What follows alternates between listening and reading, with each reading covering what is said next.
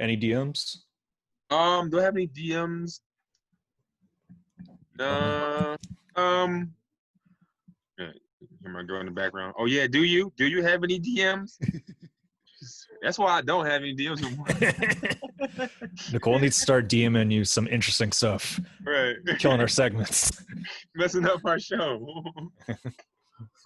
No. Property Ebonics.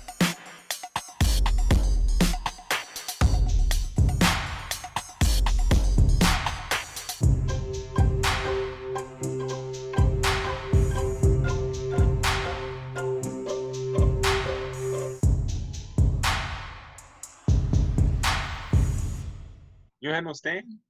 I do have a stand. That's what we're doing right now. We're stepping up technology at Proper Ebonics. I got a stand. I got it at Target last week. That's the new flannel arm stand. Yeah. Looks Came good. out 2021 edition. It's like a car. It ain't even a year yet, but they named it after the next year.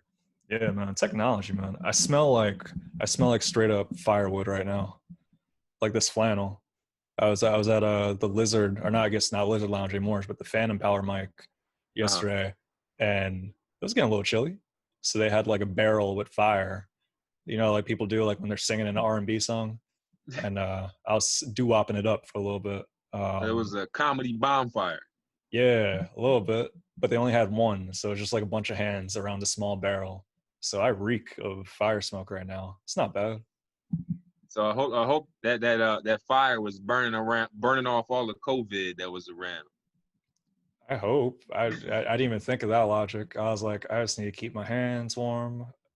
I brought the mittens, but how was it though? Because I know that it's getting cold out. Yesterday was the last day of the summer. Yeah. The weather is changing. We're in the Northeast. It get cold up here. So how was it performing? Welcome to the fall, man. It was.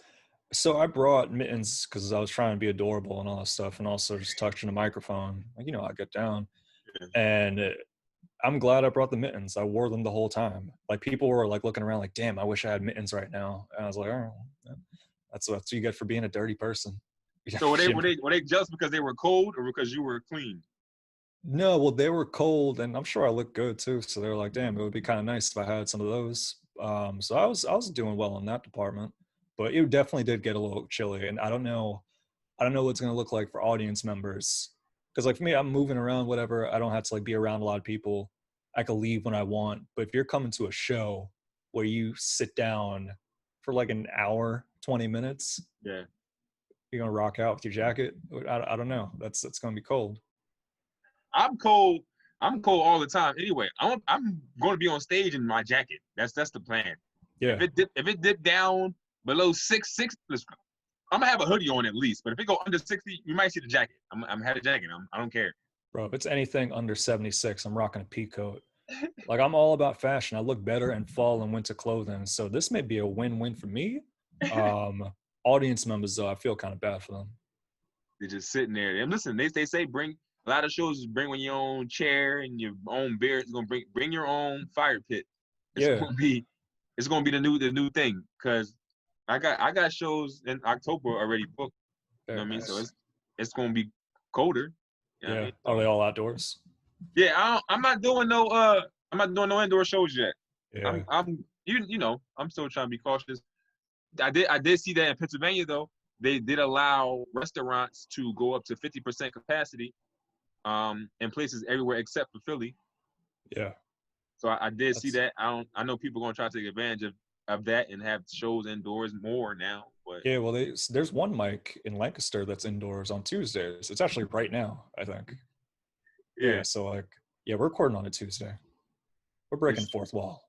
Breaking the fourth wall. Normally we do Saturday mornings, but you'd be busy. Damn. Yeah, I was busy this Saturday. I was. Shout out to my mom. I was helping her move. Shout out to Mom Dukes. No, but look, I did see that show on Tuesdays, and I ain't been. I'm not.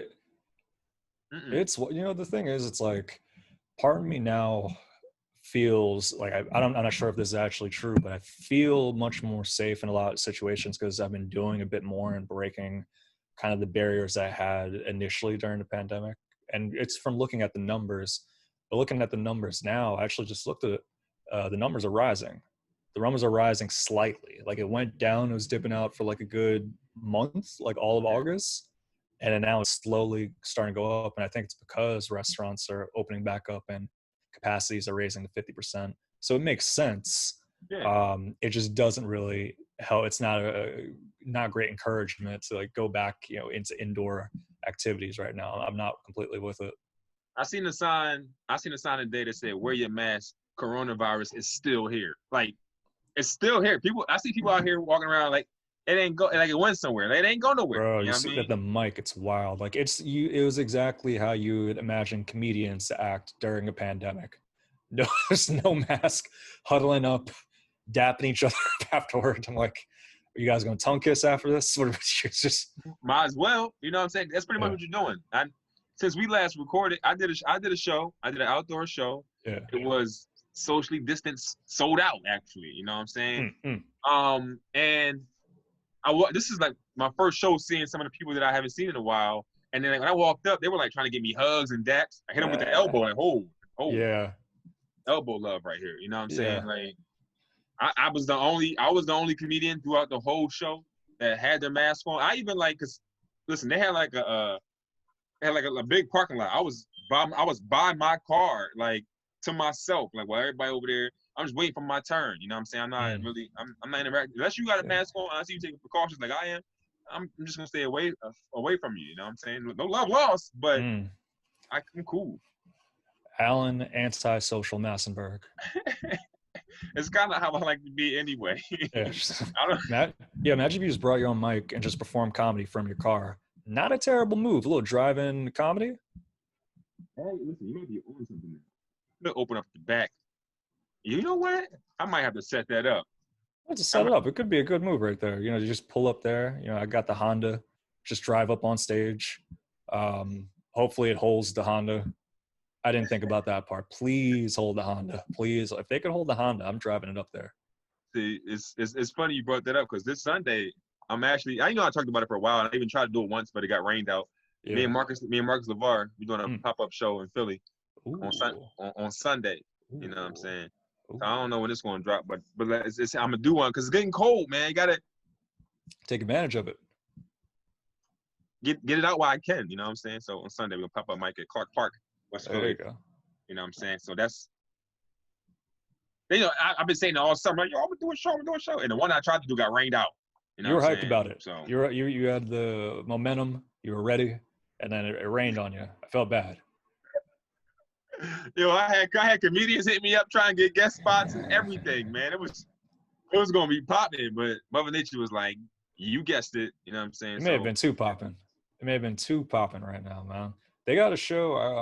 I think the Grape Room. I don't know if this is too much inside baseball, but the Grape Room, they're doing like a straight up show. At first, I thought it was a mic, but I think it's just like a showcase, which I think is better than like just some dudes rolling up and all that stuff. It's like, all right, here's 8 people. And here's audience. Do you the leave?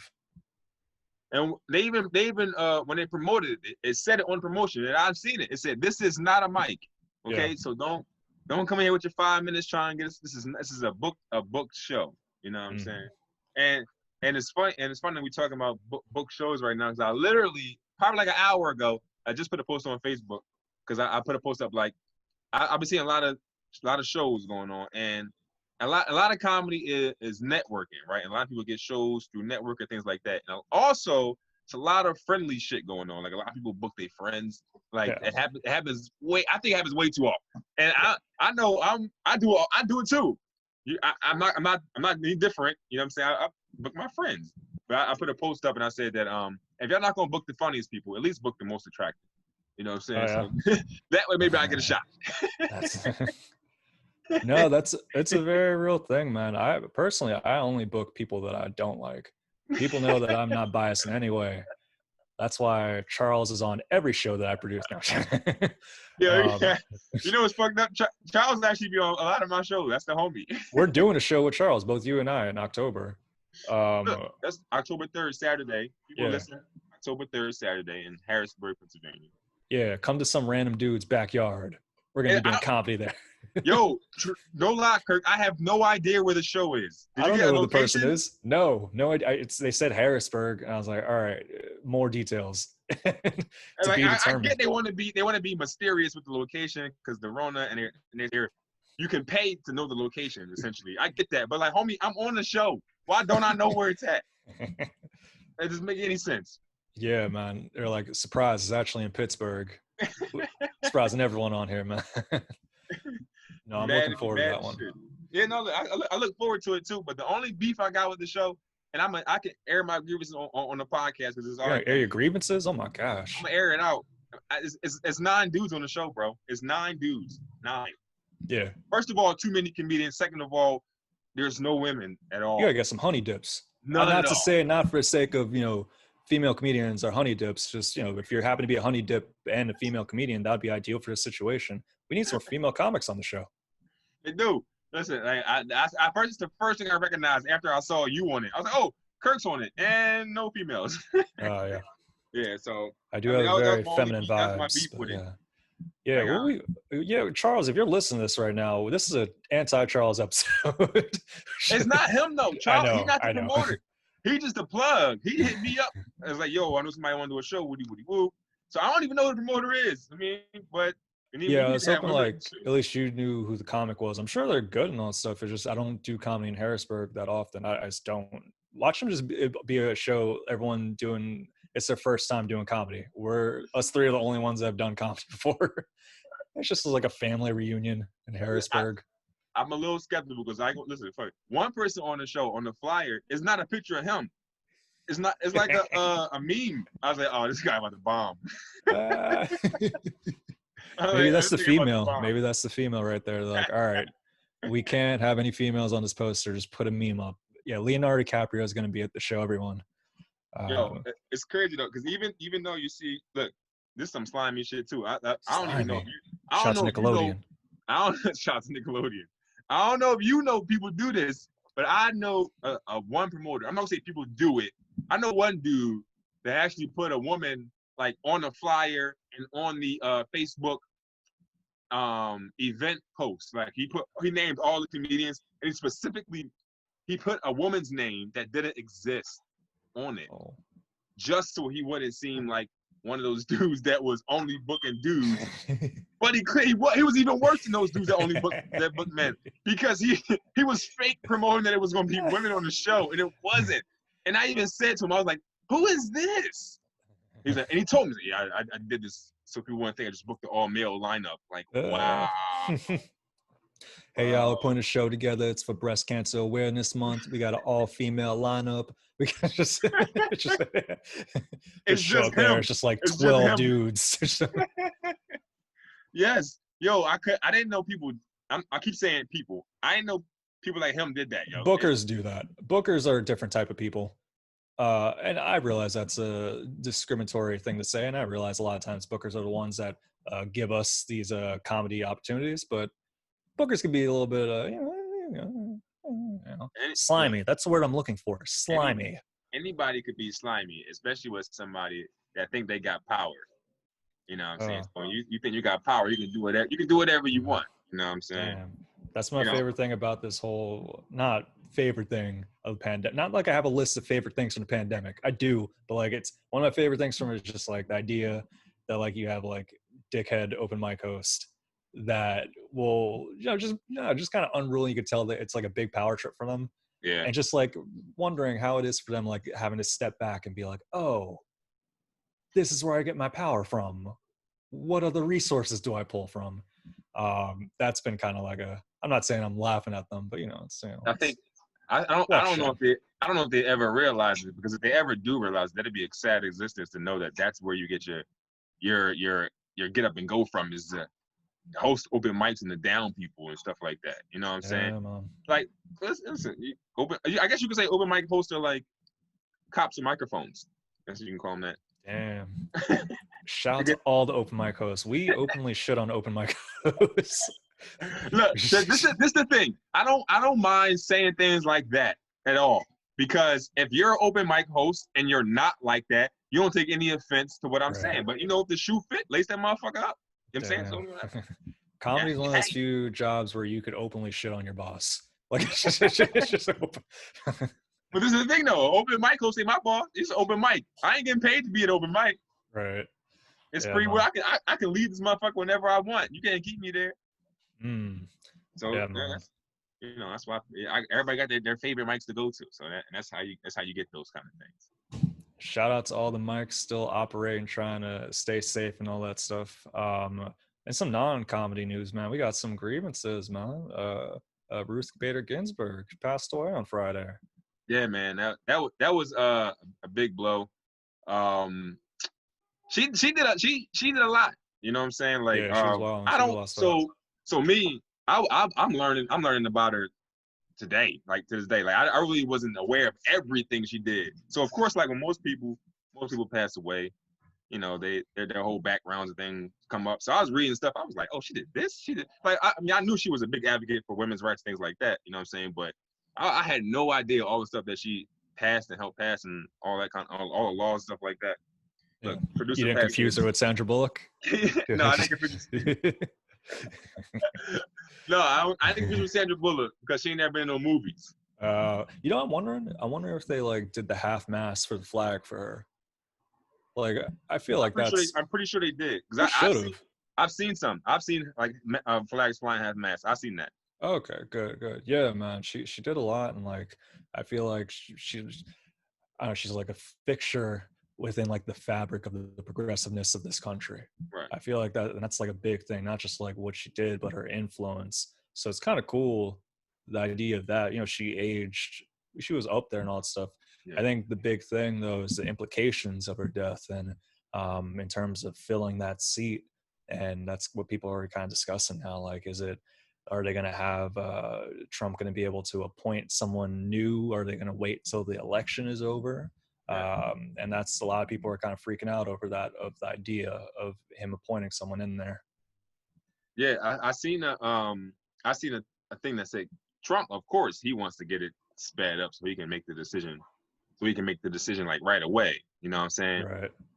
But I also seen they discovered a tweet that Trump put up like 4 years ago when Obama was in office and in the same position.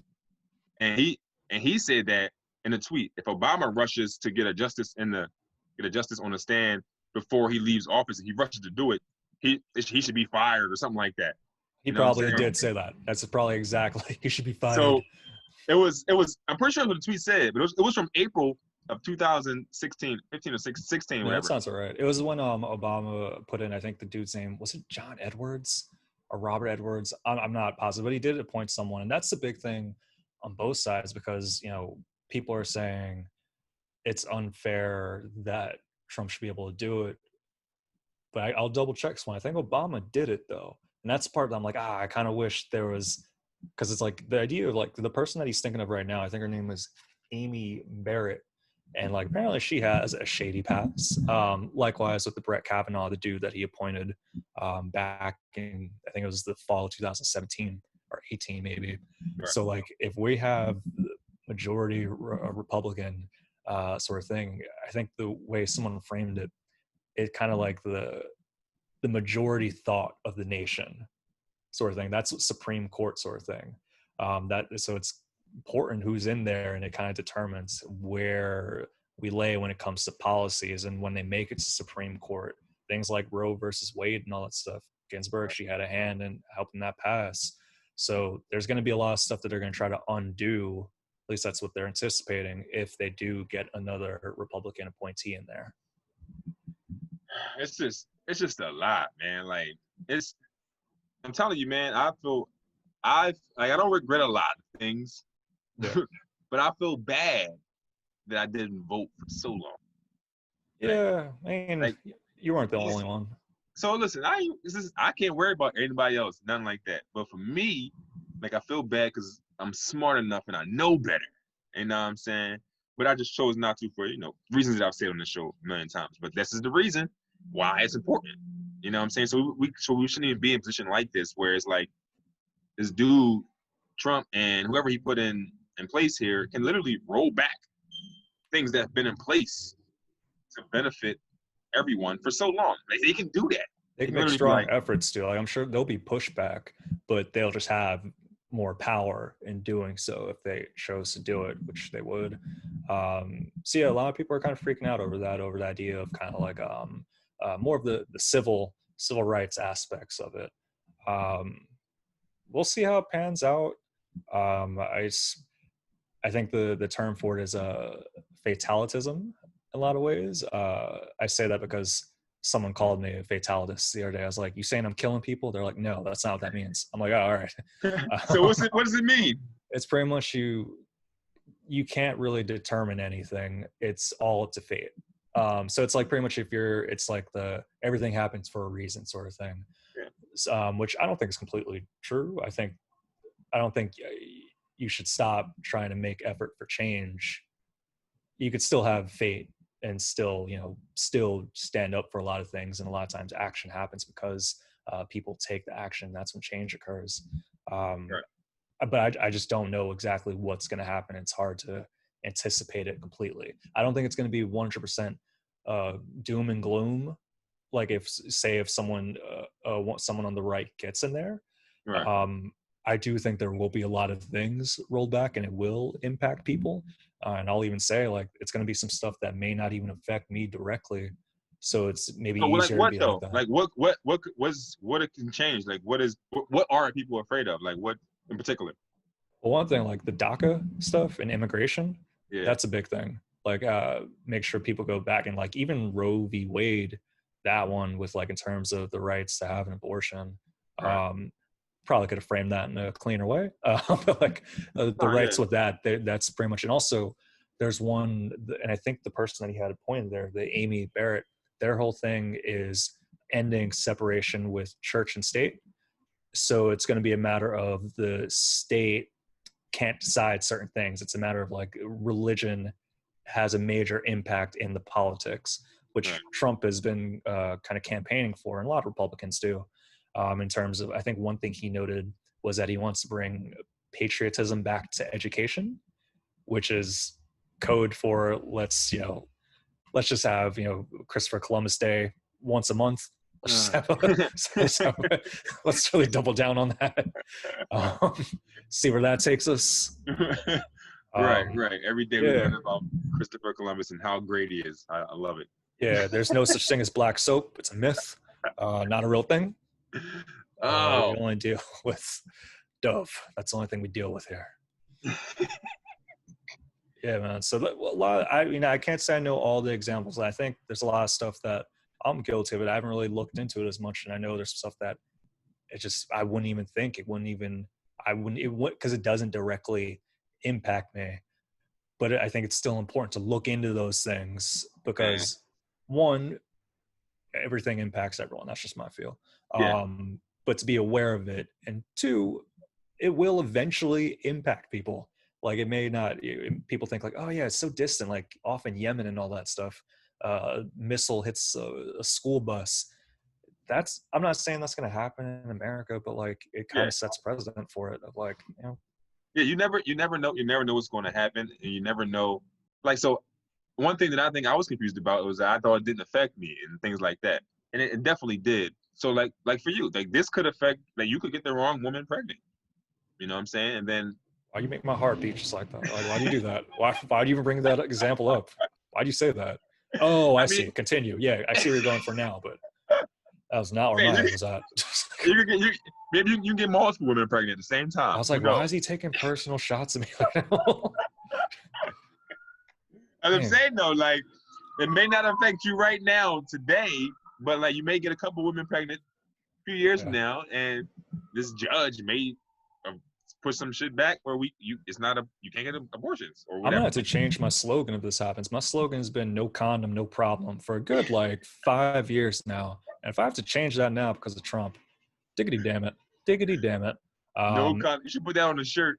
I did put that on a shirt, and no one wore it. You get it? Nobody wears anything that you tell them to.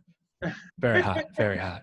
Oh, one thing that they're doing apparently. So there's reports in the detainment camps for a lot of the people that they're deeming as illegal immigrants, where that reportedly the doctors were giving hysterectomies for a lot of the detainees.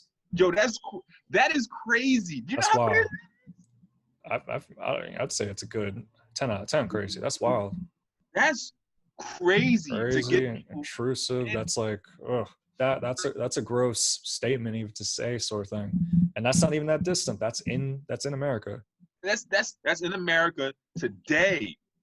Involuntary hysterectomies is what they're giving the what is it, the prisoners like Guantanamo Bay. Like Detainees, yeah. No, that, that's like, that's crazy, yo. Like so that's that's one of those. That's like, it starts off kids in cages because, separated from family for the sake of, maybe sending the parents back and trying to figure out what to do with those. And a lot of people say like, oh, well, logistically it makes sense, but I feel like it kind of snowballs into allowing certain behaviors like this one where people don't even question it. yeah. And I'll make it clear, they didn't flat out say this is 100% true yet. So I think that's important, but we're getting a lot of reports from So it came detainees it talking came to journalists. this came from a whistleblowing nurse. Yeah. It's somebody that worked there is coming out and saying that. Like, what does she have to gain from this? I don't know. Maybe it's just the truth. Maybe she's feeling guilty. That's like a wild thing to Exactly. witness. So that's what I'm saying though. Just so we like listen. Yes, it's a report. It hasn't been what's the word, like, confirmed, Verified, yeah, and all that. right, or whatever. But like for that to even come, like I've said this before. Like so when like when you in the streets, right? If somebody says that you're a snitch, it didn't just come from nowhere. Like there are people in the streets who've never been accused of being a snitch because they stand 10 toes down and they do what they're supposed to do all the time. Audience members, you're looking at two of them right now. Never snitch. We never Ever. snitch. So what my point is, like, no, like for me, like nobody was gonna be like, yo, the boy Allen is snitch. Like there's nothing, no basis for that to stand on at all. You know what I'm saying? Like it wouldn't make any sense. Like what was somebody gaining from that unless it was true?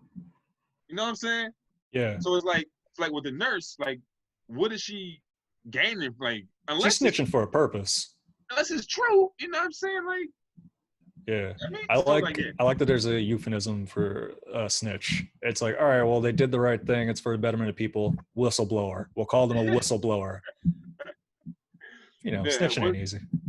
Listen, it's not. It ain't snitching. Investment. She didn't sign up for that. If she signed up to give illegal hysterectomies. Like that'd be different. If she was like, yo, I would love to do this illegal. Yes, sign me. Hold on, y'all. They fired me, and I didn't want to do it anymore. That's different. Yo, Cameron didn't mention that part in any of his songs. He was all about the snitch and stuff. He didn't mention the caveat of whistleblowing. You could be a whistleblower in the streets. I'll easily whistleblow on any sort of thing that I sign up for and I don't get what I need. I'll whistleblow on someone, but I will never snitch. I will never. I got kind of nervous. You said I whistleblow on anything. Excuse me. No, I was very careful with my words. I wasn't gonna whistleblow on myself, bro. Like, yo, man. This is the politics, man. The politics. I don't know if you saw this. You're not really a UFC dude. That sounds like I'm chumping you out. You're not really a UFC dude like me.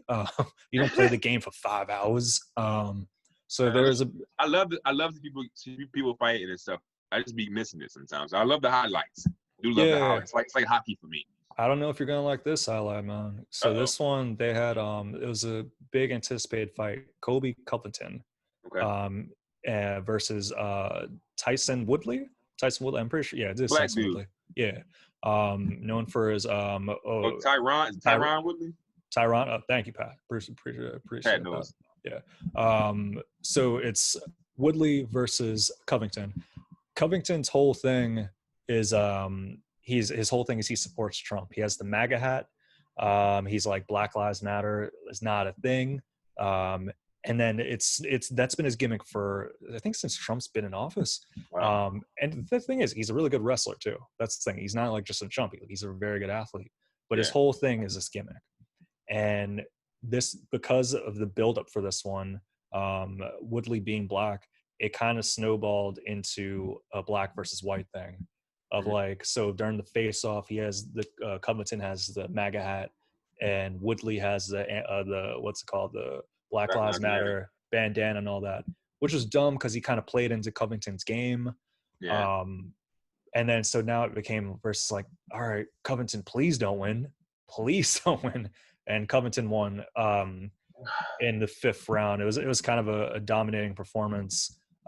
And what upset me personally is like his post-match stuff, man. He got a call from Trump. Trump called him personally on like the ESPN. He's like, "You're a fine man. You're a fine wrestler." And he was like, "Yes, sir. Thank you. But then like, we're gonna have him speak at the next RNC. Honestly, yeah. No, but yeah. He was just at the White House like a week before this too. Oh. So his whole thing is like, I'm not gonna shake Woodley's hand, or we're not fine because he represents something evil, and that's Black Lives Matter. Yeah. And like the dude went off too, because he's supposed to face this other dude, or maybe face this other dude that's also a really good wrestler, black dude. And he was talking to him. It was like a back and forth, and it was like road rage type of anger. Like I thought he was gonna say the N-word. Like it was very much. It was like you could tell that's the subtext. He said it before. Yeah. He just realized the cameras were on him. That's all. I feel like it's at the point now where if he did say it and the cameras are on, he'd be okay. I think he'd get a fine. I think, especially at the UFC, they would just be like, okay, well, we'll put a fine on you, but you guys can still fight, sort of thing. And I feel like we're going to see more and more of that kind of behavior accepted. And I don't know. This is what you get when it's Trump's America. You know what I'm saying? He has unleashed the racism. Is in your face, like it's right in your face now. So the guy can wear a "Make America Great Again" hat, which is obvious racist shit. You know what I'm saying? Like we all know what that means. You know what I'm saying? So he can do that and feel emboldened. He can go on. He can be on live TV and feel confident in what he believes in. And yeah, like if he would have went out there and said "nigga" on like live on a thing, I'm pretty sure he'd have got new deals with companies. No. He'd have got new followers. Like I'm like, you know what I'm saying? Like it's not like he would have got people spot on Comic View. He would have got one of those. Yes, he would have hosted a couple open mics. He would have been like whatever. Like he'd have been flourishing out here. You know what I'm saying? Because like it's a lot of people just like him that they ain't out saying it publicly. So Trump has given all these motherfuckers the confidence to say whatever they want. Yeah, even if they don't even necessarily believe it, sort of thing. Because I feel like with him, it was like, I'm sure he believes it too. That's not what I'm saying. But like he adopted it as a gimmick. And it was like, oh, this will get me viewers. I'm going to be the vilified bad guy. Yeah. And I think a lot of people just gravitate towards that too. And I don't know, I kind of just miss the idea of like people being bad for not wearing condoms, whatever. But I don't know. I don't like the idea of that being the persona when trying to tap into bad boy industry. I don't like that. Like you said, he may not be fake. This may just be him. He may feel comfortable enough now to be free and be who he wants. He understands that what happens with the marketing dollars, he understands that his following will grow. But maybe he's definitely finally let his hair down. It's like, yes, I can just be the racist scumbag I want to be. You know what I'm saying? Like, well, that's what, you know what we should do? I think I suggested this one time too. I think we should get like, not a cop, but like, I think we should get someone that's on that side of America on the show. Because I feel like there's a lot of people that feel that way. And they don't see it as like, oh, I'm hiding my racism. They see it as like they're being patriotic and, you know, they care about their family members. A lot of people do, man. A lot of people do. That word patriotic is misleading, bro. That word patriotic legit can mean racist. No, like, well, yeah, no, it's definitely, it can mean a lot of things. We understand, like, yes, I like America and it's cool, whatever. It has its problems, but like you're never gonna hear me be like, "Oh, I fucking love this country." I would never say nothing. Like screenshot that, Pat. Screenshot that, please. You know what I'm saying? Like, I wouldn't say that. You will never be like, "Alan's the most patriotic." You would never say that. It doesn't make sense.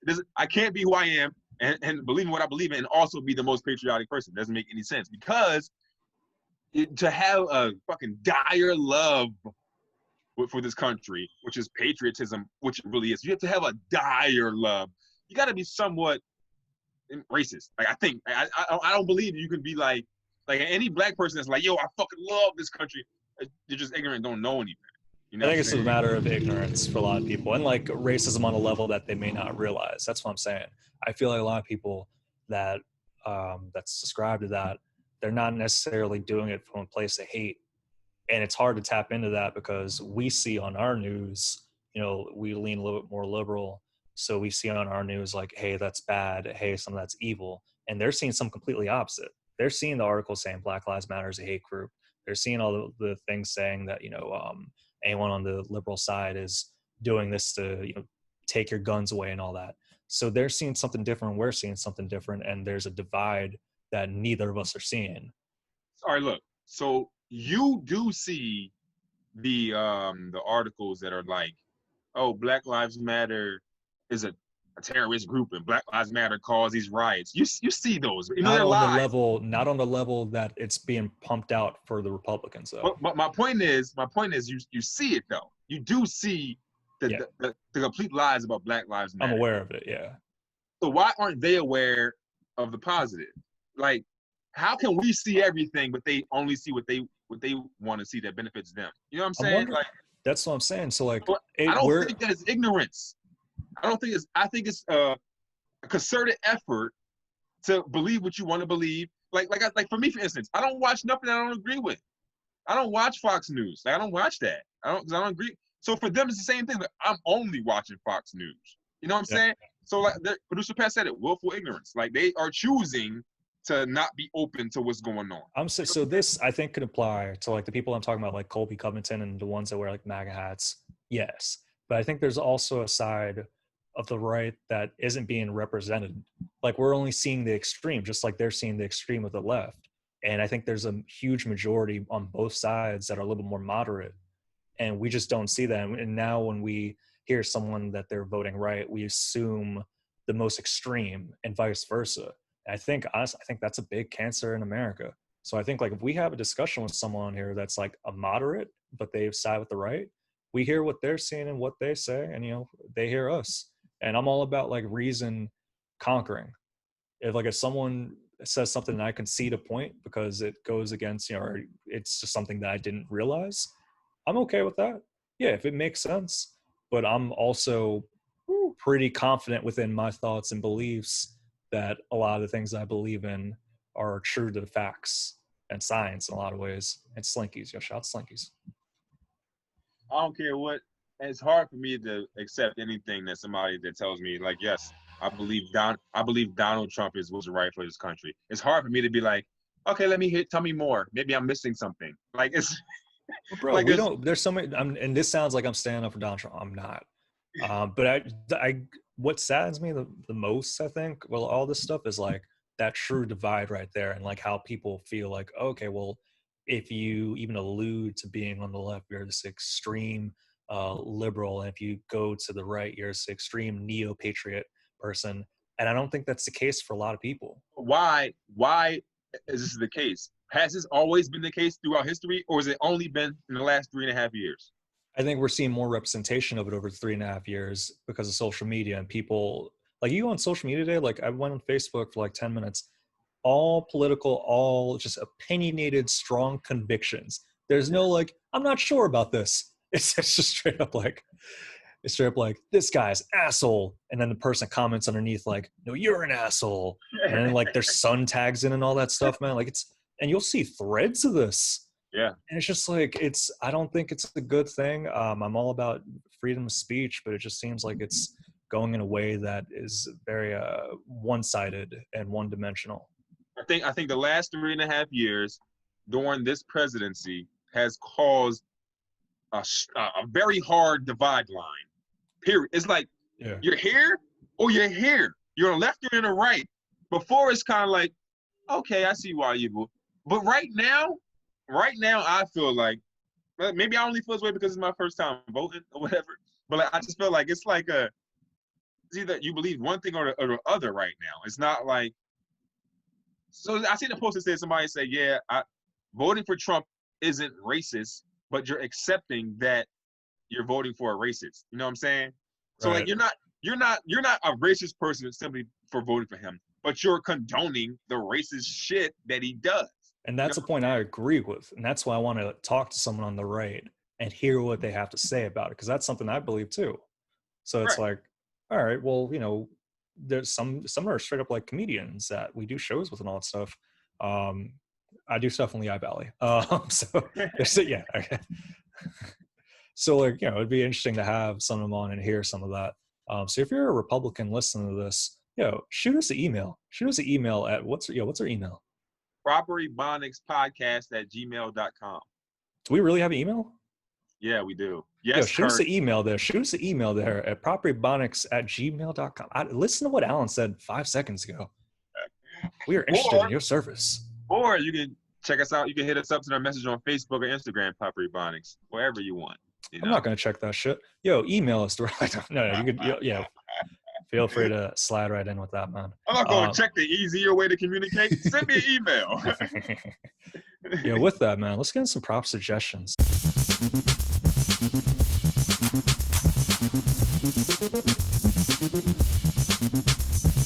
Here's my proper suggestion, and I'm glad we jumped into it right now.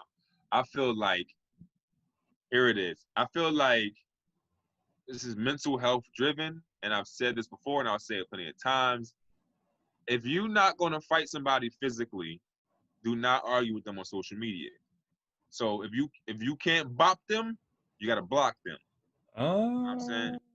If you can't fight them, don't write them.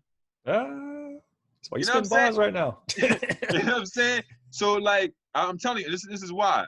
Because I feel like you're gonna have so much pent up energy, you know what I'm saying, from this negative communication. Just avoid it at all costs. And I think I'm glad you did this segment now, because like Tyron Woodley. Yeah. He should have fucking bopped the shit out of Kobe Covington. Yeah. You cannot lose. Disappointing loss. Man. Yeah, it's a disappointing loss. Disappointing. You gonna wear Black Lives Matter and lose to a white guy wearing a MAGA hat? You can't do that. We can't knock him too much. Like, it's not like he didn't try. Like, no. I'm knocking him. I'm not. It's this part of my suggestion. This Bro, his mental health is not in a good place right now. If he hears this, he had full opportunity to bop fucking troll. He had full opportunity to bop a troll. He didn't take it. Okay, so if you ain't bopping, you better be blocking. Oh, man. Tyrone Wood should have been blocking more. He tried, man. That's my suggestion. You know what I'm saying? Like, for your mental health people, man, if you can't fight them, don't write them. If you don't agree with them. Simple as that. All right, man. Mine is going to be a little bit detour, man. Summer Madness 10 URL happened this weekend, September 19th. The 10th Summer Madness, so you know they had to go crazy. Smack, you're a killer for this one. My prop suggestion is when it comes out. Smack, you crazy. Smack really did. He's kind of wild, man. I advise that the listeners go check out Geechee Gotti versus Charlie clips. It was a good battle. There's a little bit of freestyle involved. I'm not going to say who won, but it was a good battle. And you can watch this where? You can watch this where, on Caffeine? Yeah, so you go on Caffeine, watch it there, and if you can't find it on Caffeine, wait like 7 months until it's on YouTube. So it's going to be kind of a long prop suggestion, but I highly recommend it. So is that a new thing where they don't put them on YouTube right away, only on the app? No, they've always done that. Well, I don't know with the app because that's relatively new, but with their pay-per-views, they'll put it on and then like 7 months later release it. So there'll be like a string of people that haven't seen it for 7 months. And it's like, oh my gosh, look at this new thing. So that's probably going to happen with that, unless you can watch it on Caffeine. I haven't double checked it. I watched it live, so you know. Got you. Yeah. Is this the same event where Reed Dollars was on? Yeah, he was. Yeah, he went up against who did he go up against? Down blanking on it. It wasn't B Dot. Oh, no. Was it Rum Nitty? You know, I don't remember, but it was Rum Nitty. Was it Rum Nitty? Okay, it was Rum Nitty. Yeah, that's what it was. He killed it. Yeah, like Reed Dollars, like he did well. Rum Nitty, it was a good battle overall, but I say like the standout battle for me is probably Geechee Gotti versus Charlie Clips. Okay. Yeah. So what you got to go on the app and it'll show you the whole event, or just you just go on caffeine.com. You just go on caffeine.com and watch it there. It's kind of a nice setup that URL has done. There's been some controversy with like them not booking some of the old URL producers, predominantly Avocado. Avocado is a videographer that's he's like a fixture in battle rap, and Caffeine didn't hire him on, and then he made a video about it stating like, hey, this is what Caffeine, everything they did wrong and why they're not really for the culture. A week later, a video comes out from an old podcast, like 2012, of Avocado, not even saying it. He's laughing at someone making a racial joke. And now Battle Rap's trying to cancel Avocado. It's kind of wild, man. Wow. Wait, is Avocado white? Yeah. Okay, so Avocado is white, and he's a fixture of the culture. Listen, he understands. If he's white, he just got whited. That's what white people do. He's getting whited out. Like, he understands how it works. This is what y'all do. Y'all come in and y'all take the culture, y'all make money from it. And I even heard the battle rappers are upset that they're not getting Hollow. They're not being funded for their services, or they don't have any stake in caffeine, or like, it's, you know what I'm saying? It's just so URL is being sued for $40 million by one of their co-founder Norms. Norbs, he was big in marketing and bringing performers into the league. He was with them from the start, or at least towards the beginning. And he got in a fight with one of the battlers, and URL was like, we can't have him anymore because he was crossing boundaries left and right. So he's suing him for $40 million. And in that lawsuit, it showed how much money that URL is being given and how much funding is being made by caffeine. And now some of the battle rappers, predominantly Hollow to Don, he's pretty much saying like, hey, you guys are making this much money. You should be treating us a little bit better. You should be giving us more money.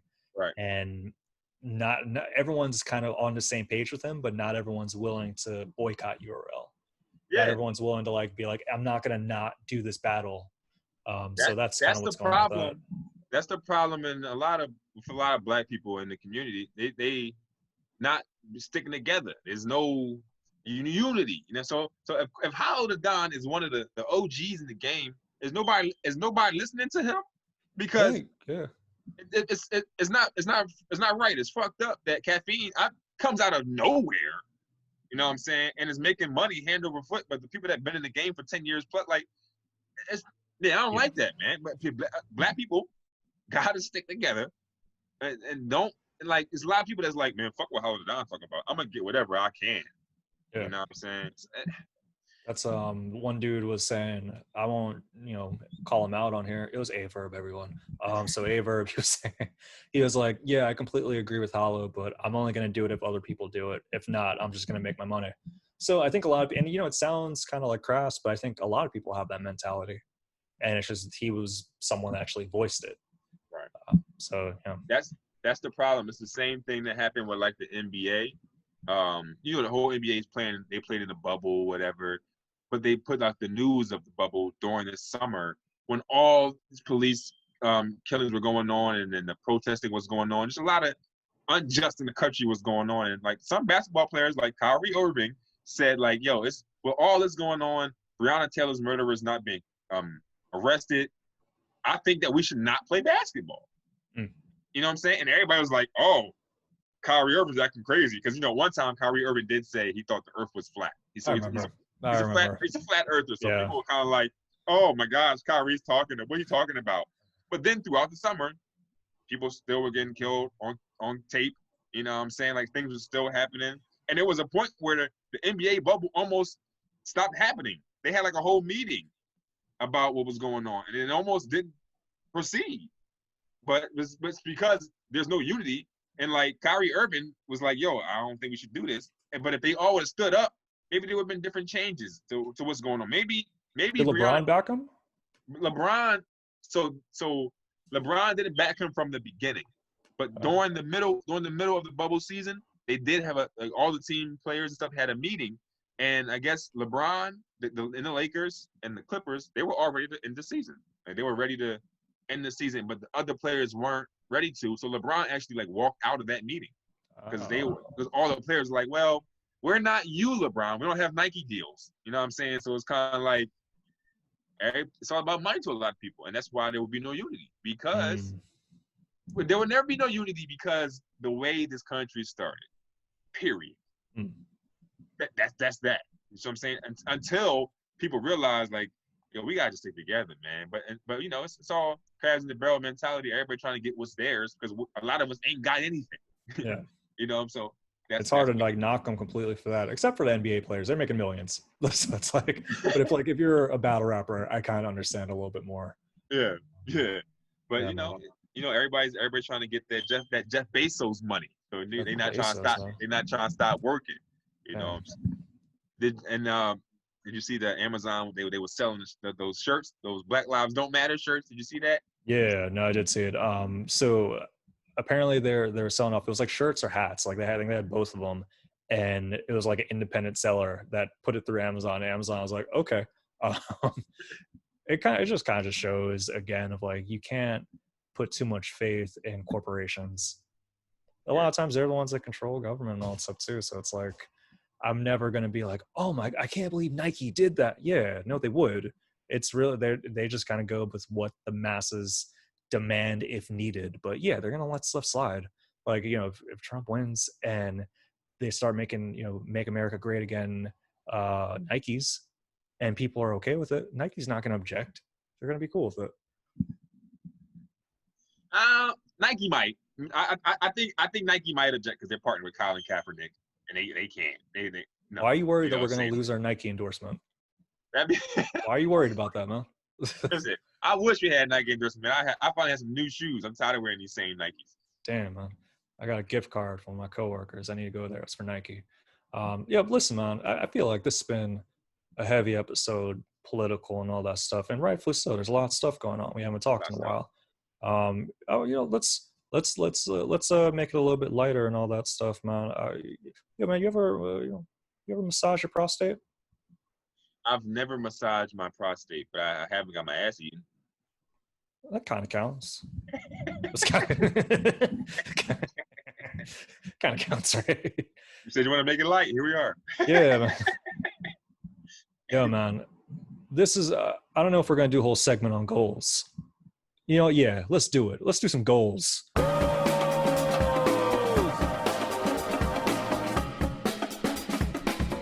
So they keep saying all this stuff about the P spot, about like the prostate gland. They say it's like, and you're like 2 inches into the rectum, about the size of a walnut, and how it could induce a body-like orgasm. Yeah. In people that have it tickled. Now, I've been having orgasms for a few years. I've been enjoying them consistently. Never had one of the prostate orgasms, and I'm kind of wondering, like, yo, what's this about? It ain't about nothing, Kirk. Don't do it, man. I don't know, man. It's like, sometimes you got to build a garage in the townhouse, man. Like, I feel like if you're enjoying that one type for so much, and you're hearing that there's an extra version of it, people aren't curious. Listen, I'm not judging you for doing whatever you want to do. I'm not, but I'm just not interested in orgasms through my butthole. There's not nothing inside of me that's like, yo, I need that butthole orgasm now. Yo, that prostate gland, that's what's inside of you, and that's what needs that orgasm, bro. No. So it's, yeah, I mean, you do you, sort of. I'm not being like, yo, get an orgasm, bro. Like, that's not what I'm saying. I'm saying, like, I don't know, it'd be kind of, I don't know how to go about it. I don't like the idea of like having to stick something up there. I don't like that. So is your goal to get your prostate checked or to have an orgasm through your butthole? The latter. Yeah. The goal for this episode is to get a prostate orgasm. I don't know how I'm going to go about it. Like, I've been doing some research, and apparently there's ways you can do it from the outside too, but it's less effective. Did you see that story in Florida when the doctor gave the guy a prostate exam, he accidentally came. The guy had an orgasm through that. I'm sure that happens all the time. Yeah, this dude met his goal. Like, that I could see why that could feel like a violation in a lot of ways, especially if you don't know that's supposed to happen, and that happens. That's like, oh, you think the Holy Spirit came in you, sort of thing, man. So like, the Holy Spirit came in you. Yeah, that's, watch the phrasing. But yeah, I did see that, and he shot the doctor, which is kind of crazy. Yeah, that's wild. You'd think he'd bring him flowers. Like, you know how hard it is to reach this whole prostate thing for a lot of people, and this dude just got it for free, like on a whim at the age of like 58.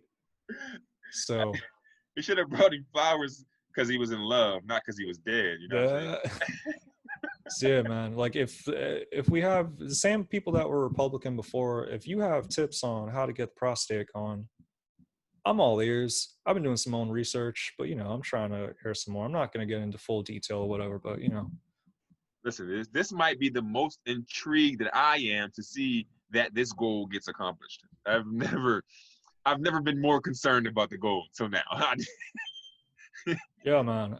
It's one of those things where I don't think I want to be like sharing it with a bunch of people, but like if you see me in the streets, you'll know. Like I'm gonna have a big smile on my face from apparently from what they say about this whole prostate orgasm thing. It's cloud 9 times 10. So that's if I'm all you about if you see diversity, man. Kirk, you see Kirk in the street skipping, he just had that goal reached. Okay. Yeah. If you see Kirk on a curve, just jumping up and down, trying to just gyrate his bottom onto the curve, know that he's trying to meet a goal. Kirk sitting on the fire hydrant is him reaching his goal. Ew. Wow, man. Okay, all right. So I guess I'll come in with something a little less freaky. How about my goal? My goal is go to the dentist. I need to get my teeth cleaned. And I said, Oh, okay. yeah, I think I just signed up for my medical insurance and I got that. So I need to Ooh, congratulations. go to the dentist. You know what I'm saying? Get my shit checked out. You know what I'm saying? My pearly whites. You Yeah. know what Yeah, I I'm was saying? just talking to producer Pat about this. I don't want to blow up your spot, Pat, but Pat was saying he went to the dentist for the first time in his life. Nah, so you definitely blew it all the way up. That was the blow. Nobody blows up spots better than you. After you say I'm not gonna blow up a spot, that's Yo, like, shout to China. Shout to yo, China. he's like, yo, Hiroshima, I'm not gonna blow up your spot, but ooh. So look, it's a very common thing. I remember I might have been like 27, 28, and that was the first time I've been to the dentist in 10 Oh, okay. years. Still, well, that's And kind of so wild, I but yeah. remember I went to the dentist when I was in college. I had some pain. I went to the dentist in college, but I didn't go again until 10 years later. And what I found out was, like, I always thought that, like, yo, I ain't missing a dentist in 10 years. But like my coworkers, they were like, I haven't been in 15. I'm like, oh shit, okay. I don't feel bad. Like, I didn't realize that a lot of adults, after they're out of their parents' care, and after the parents stop making their appointments, the dentist thing kind of falls off. It really does. You know what I'm saying? So don't feel bad, producer Pat. You're just like everybody else. I'm not saying I feel bad, Bruce Pat. I was just flabbergasted. I was like, damn, like I've gone maybe 2 months. No, not 2 months. I mean like 2 years probably. But I don't know. I feel like maybe because like I have braces, and See, so I see it boom. as like That's why you have braces different. People without braces and are adults and don't have parents making their appointments. It's like 10 years, bro. A lot of them, trust me. oh man. Trust me. Well, you're gonna enjoy it, man. It's gonna be a prosperous appointment. It's gonna be Yeah. nice. Yeah. So that is my goal for the next time. Hopefully I can make that appointment by the time we talk again. Nice, man. I'm about to dip out. Like I told you last time, I'm on my new bedtime schedule, so I have an hour and 47 minutes left of technology before I shut everything off. I got a new black light, so that's been kind of getting everything going for me. It kind of heightens things up after 10 o'clock. So I text you at like 10:40 one day. You text back fast as shit, like, go to bed soon, but this is what you should do. yeah, because I was coming back from a mic. Yeah, because I was like, all right, so my thing is if I'm coming back from something, Yeah. I'm not gonna be like, I gotta be back by 10. But I did come back around like 10:30, and I was like, Alan, I'm shutting everything off at 11. We gotta make this work really fast. Look, this is another thing. I want to add on to my goals, man. And The I could probably prostate talk. massage. You've been thinking about it. I text Kurt about that prostate massage. And he was like, "Yeah, I'm doing it right now." I did not say that. I did not say that. No. But look, the reason I text you is because it's something that I'll need to work on. I text you specifically about monologue jokes. I think that I've been missing out on a big part of comedy, just being writing. I need to write technically better, technically sound jokes. Boom, boom, boom, boom, boom. I need to have a writer's packet. I need to write monologue jokes. I need to do all these things. And like that night was one of the first nights where I wrote some monologue jokes and I was, put some things out there. I sent my girl something. I put a couple on Facebook, but like I kind of just starting that process. And I know that that's what you do. Like I know you are a writer, and we talked about you doing monologue jokes before and things like that. And I've even critiqued you. Was like, man, why are you going on CNN coming up with jokes? Now I see, and I apologize because I was wrong. You definitely were. You definitely were on something, and I got to start doing that. And I have been doing that. So that's why I texted you that night, because I didn't talk to you about it, but I texted you real quick. But like, I need to start writing. I would appreciate the apology first. Like, yo, Kirk, I'm sorry. For what? And then you went into detail, like, yes, talk to me right. Very nice. No, man, I'm this is all natural. I didn't plan this. I'm thinking about it, and I'm realizing that I owe you an apology, because I asked you for help on something that I condemned you for before. Like, you know what I'm saying? Yeah, so like, it's not something that I'm not used to. I'm used to it. You know, people apologize to me left and right. They realize the errors of their ways years later. So yeah, you know, this is one we could treat ourselves to this. Tomorrow morning, 8:00 or whenever I wake up, I'm gonna send you 3 headlines, and you send me 3 headlines, and by the end of the day, we have to send each other the jokes for those headlines. All right, that's a deal. Yeah, cool. You guys message me first, because I'll forget. I'm gonna smoke soon. So cool. It's a deal. But I need to work on it, man. Gotta get this writers back and popping. We can do that. You have anything you want to plug? October 4th. The day baby. after our I'm tripping, man. September 27th. September 27th, a week early. This comes out, I don't know. Clark Park, me and Marcus LeVar, pop-up show. Come through, Kurt, if you want a spot. So the 4th, the day after our show in Harrisburg. So people listen to this, if you're in Harrisburg, Central Pennsylvania, October 3rd is a Saturday night. Me and Kirk are on a showcase. It's going to be hella fun. I know it will be. And then the very next day, Sunday, October 4th, I'll be at Soul Joel's opening up for Donnell Rawlings. Woo! Damn, that's crazy. That's wild. That's going down. That's wild. That's going down. So damn. The 3rd, we're in Harrisburg, and the 4th, Donnell Rawlings. So listen, that weekend, man. Check out Soul Joel's, man. It's a cool comedy club and all that stuff. That's talent through there. When is October 4th? So September 25th. When's whatever this Friday is? 25th, I think is this Friday. Yeah, September 25th. I'll be at Steel Stacks PNC Comedy Center they got going there. I'm gonna be opening for Chris Gethard. I'm happy about it, man. This is one of those dudes that, like, I used to go to his live show that he used to do, his public access show when I was living in New York, like 10 years ago or whatever. Yeah. Where I was doing like UCB. So it's like, oh, that's kind of cool. Like, I'm on the same card as them, sort of thing. So that's gonna be dope. Proper Ebonics, we're popping off right now. Making moves in this pandemic, man. Making moves, baby. Yeah. So yeah, man. You keep up the good work, man. Man, likewise. We're congratulating ourselves. Listen, I'm not gonna sit here and be like, Kirk, way to go. No, keep up the good work, man. Somebody has to tell you you're doing a good job. I told myself, and we're gonna make sure to break the divide. We're gonna get a nice little Republican on here, and we're gonna break that divide. We'll talk about that. Yeah. Thank you for listening. Peace. Peace.